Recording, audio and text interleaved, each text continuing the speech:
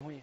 सारी दुनिया में सबसे ज्यादा शोध हुई है पिछले 50 साल में इस विषय पर कि शाकाहारी जीवन अच्छा या मांसाहारी जीवन अच्छा।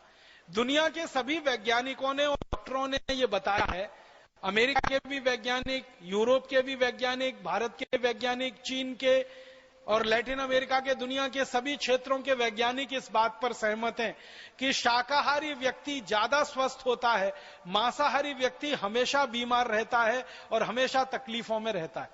इनको अगर आंकड़ों में मैं बताने की कोशिश करूं तो एक शाकाहारी आदमी को एक मांसाहारी आदमी की तुलना अगर करें तो एक मांसाहारी आदमी में शाकाहारी आदमी की तुलना में 23 गुना ज्यादा जल्दी कैंसर होने की संभावना होती है। इसको ऐसे समझने की कोशिश करें कि एक साधारण आदमी में अगर साल भर में कैंसर विकसित होने की संभावना है तो मांसाहारी आदमी में उससे 23 गुना कम समय में कैंसर होने और विकसित होने की संभावना। इसको और सरल भाषा में समझाऊं, एक शाकाहारी आदमी को 23 साल में अगर कैंसर होगा तो एक मांसाहारी आदमी को 1 साल में ही हो जाएगा और मरने की संभावना उसकी 1 साल में ही पैदा हो जाएगी। मतलब इसको ऐसे कहें कि शाकाहारी आदमी 23 साल ज्यादा जिंदा रहेगा, मांसाहारी आदमी उससे 23 साल पहले मरेगा कैंसर की स्थिति में। इसी तरह से डायबिटीज है और हार्ट अटैक है। डायबिटीज और हार्ट अटैक के बारे में सारी दुनिया के वैज्ञानिकों का यह कहना है कि जो शाकाहारी आदमी है उससे 40 गुना ज्यादा संभावना है मांसाहारी आदमी के डायबिटिक होने की और उसके हार्ट अटैक आकर मर जाने की। इसी तरह से अन्य बीमारियां हैं, जोड़ों का दर्द है, घुटनों का दर्द है, अर्थराइटिस है, ऑस्टियोआर्थराइटिस है, मोटापा है, फैटी होना है, ओबेसिटी होना है। इसकी संभावना तो कई 100 गुना ज्यादा है मांसाहारी में शाकाहारी की। सारे दुनिया के वैज्ञानिक इस बात पर सहमत हैं कि शाकाहारी जीवन ही स्वस्थ जीवन है और शाकाहारी जीवन को जीकर ही आप ज्यादा दिन जिंदा रह सकते हैं। मांसाहारी होकर तो बहुत जल्दी पड़ेंगे और मरेंगे। इसमें संभावनाएं क्या क्या हैं? जो मांसाहारी लोगों के बारे में वैज्ञानिकों का कहना है वो ये कि जो मांस उत्पन्न हो रहा है वो बहुत ही खराब तरीके से होता है। सबसे बड़ा खराब तरीका कि जानवरों को जहां पाला जाता है और रखा जाता है वो जगह बहुत छोटी होती है और जानवर उसमें ज्यादा भरे जाते हैं।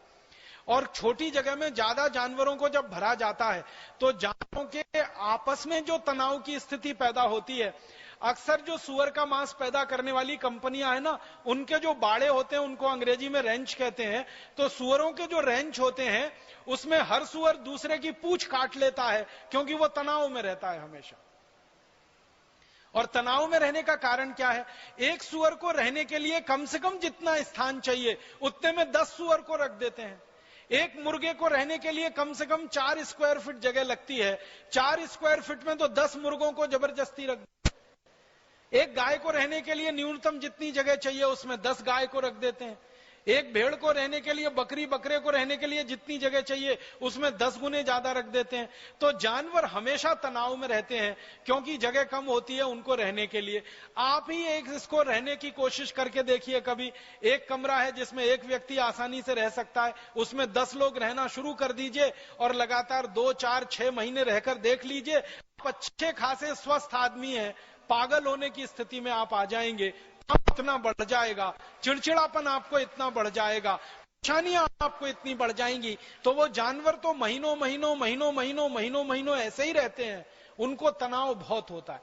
और तनाव के समय में उनके शरीर में तनाव पैदा करने वाले हार्मोन्स बहुत निकलते हैं। स्ट्रेस हार्मोन का सबसे ज्यादा सीक्रेशन उनके शरीर में उस समय होता है। और उसी समय जब उनको काटा जाता है तो भय और उनको होता है, डर और उनको होता है। तो डर और भय की स्थिति में जब जानवर काटे जाते हैं तो उनके खून में वो सारे के सारे निगेटिव हार्मोन्स या स्ट्रेस हार्मोन, जो तनाव देने वाले हार्मोन है, वो रहते हैं। और थोड़े बहुत मांस में भी रहते होंगे, मांसपेशियों में भी रहते होंगे। और मांसपेशियां और मांस का ही हिस्सा है जो लोग खाते हैं, तो उनके शरीर में वो सब जाते हैं और उसके कारण तरह तरह की बीमारियां लोगों को होती हैं। इसलिए दुनिया में कहा गया है कि मांसाहारी लोगों को शाकाहारी लोगों की तुलना में बीमारियां होती हैं और उनके मरने की सबसे जल्दी संभावना होती है। इसके अलावा दुनिया में और एक महत्व की बात गई है, वो ये कि जो शाकाहारी लोग हैं उनमें दया, प्रेम, करुणा ये सबसे ज्यादा तीव्र गति से और सबसे उच्च स्थिति में मिलती है। सारी दुनिया में कई जगह अभ्यास किया गया, कई जगह अध्ययन किया गया, अलग अलग समूह बनाकर, एक तरफ मांसाहारी लोग हैं, एक तरफ शाकाहारी लोग हैं, तो देखा यह गया कि जो शाकाहारी लोग हैं उनमें दया है, उनमें प्रेम है, उनमें करुणा है, उनमें वात्सल्य है, उसमें ममता है, उसमें ममत्व है, सब तरह के मानवीय गुण सबसे ज्यादा शाकाहारी लोगों में है। और हिंसा है, हिंसा के साथ साथ चोरी, चपाटी, डकैती, बलात्कार की भावना, एक दूसरे को दुष्टता के स्तर पर देखने की भावना, एक दूसरे को नुकसान पहुंचाने की भावना, ये सबसे ज्यादा देखी गई है मांसाहारी लोगों में होती है। और दुनिया में हम देख भी रहे हैं कि इस समय जो हिंसा का सबसे बड़ा दौर चल रहा है पूरी दुनिया में, जहां सबसे ज्यादा हिंसा हो रही है पूरी दुनिया में, आप ध्यान दीजिए, वो सारा का सारा इलाका मांसाहारी लोगों का है।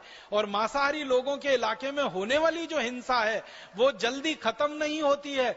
10, 20, 50 साल नहीं, सैकड़ों सैकड़ों साल वो हिंसा चलती है, और इस हिंसा में से प्रतिहिंसा चलती है, और वो पूरा इलाका हमेशा के लिए अशांत और अशांति में डूब जाता है।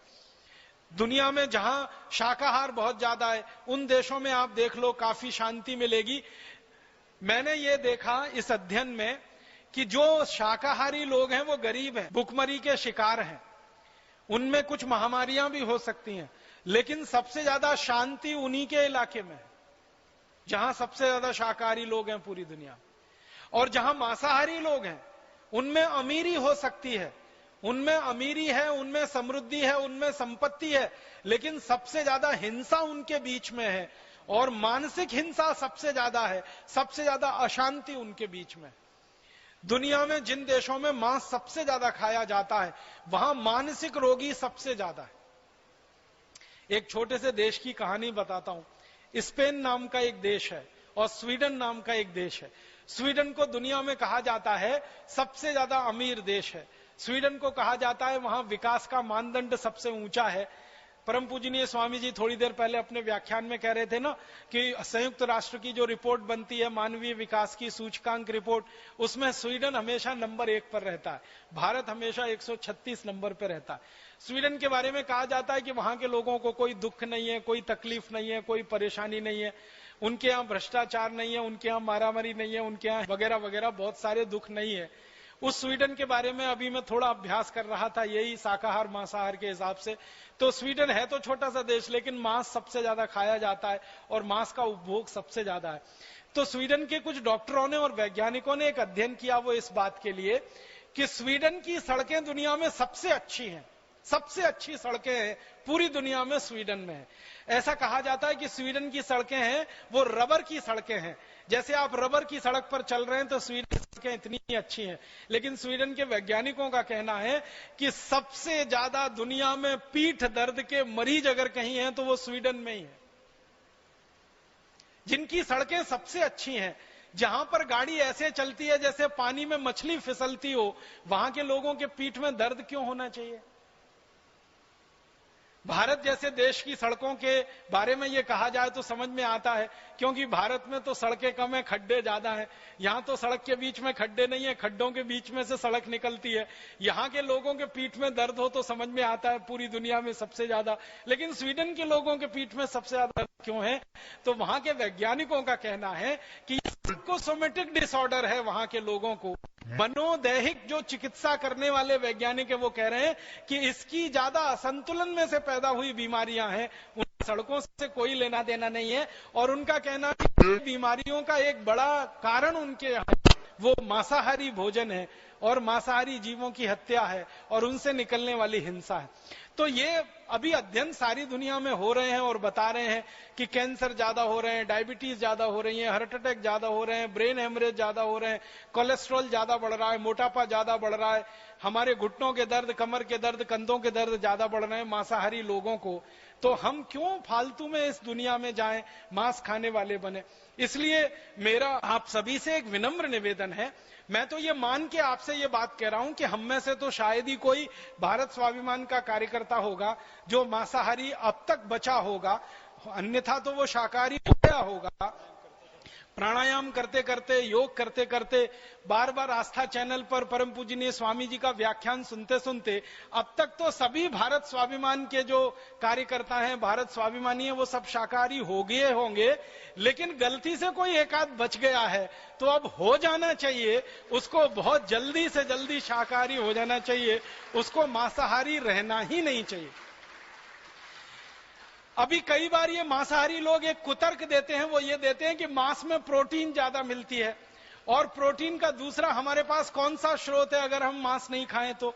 आपको सुनकर ताज्जुब होगा और हैरानी होगी कि मांस में जितनी प्रोटीन मिलती है लगभग उतनी ही और उससे थोड़ी ज्यादा प्रोटीन हमको दालों में मिलती है। अगर आप 1 किलो मांस खाते हैं और 1 किलो मांस में जितनी प्रोटीन आपको मिलनी है उससे ज्यादा प्रोटीन 1 किलो मूंग की दाल खा लो, उसमें मिल जाएगी आपको। 1 लीटर दूध पी लो, उसमें उससे ज्यादा प्रोटीन आपको मिल जाएगी। और 1 लीटर जो है ना, अगर आपको कैल्शियम चाहिए और कैल्शियम के साथ साथ दूसरे माइक्रो न्यूट्रिएंट्स चाहिए तो 1 किलो मांस खाने से अच्छा है 1 लीटर गन्ने का रस पी लो, 1 लीटर संतरे का रस पी लो, 1 लीटर मौसम्मी का रस पी लो, गाजर का रस पी लो, टमाटर का रस पी लो। मांस से तो कई गुना सस्ता है और कैल्शियम देने में मांस से ज्यादा आगे है, प्रोटीन देने में आगे है, हजम बहुत जल्दी हो जाता है, पाचन उसका बहुत जल्दी हो जाता है। तो 1 किलो मांस खाने से अच्छा 1 किलो दूध पीना, 1 किलो मांस खाने से अच्छा 1 किलो दाल खाना, 1 किलो मांस खाने से अच्छा 1 लीटर जूस पी लेना। हर स्थिति में शाकाहारी भोजन मांसाहारी भोजन से क्वालिटी में बहुत अच्छा है और कीमत में बहुत सस्ता है।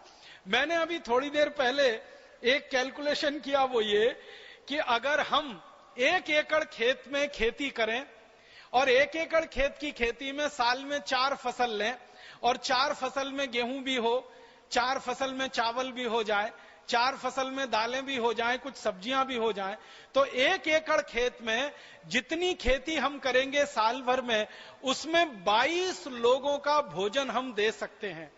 1 एकड़ खेत में खेती करके 22 लोगों का पेट भरा जा सकता है पूरे साल में जितना उत्पादन होगा। उसी 1 एकड़ खेत में जितना अन्न पैदा हो उस पूरे अन्न को किसी जानवर को खिलाया जाए और उसका मांस पैदा किया जाए तो उस मांस से पूरे साल में सिर्फ 2 लोगों का ही पेट भर सकता है। 1 एकड़ खेत में हम खेती करके अन्न पैदा करें तो 22 लोगों का भोजन मिलता है। उसी 1 एकड़ खेत में जो अन्न पैदा हो रहा है वो जानवरों को खिला दिया जाए, जो जानवर उस मांस को खाएंगे और उसमें से जो मांस पैदा होकर आदमी को खाने को मिलेगा वो सिर्फ 2 आदमी का पेट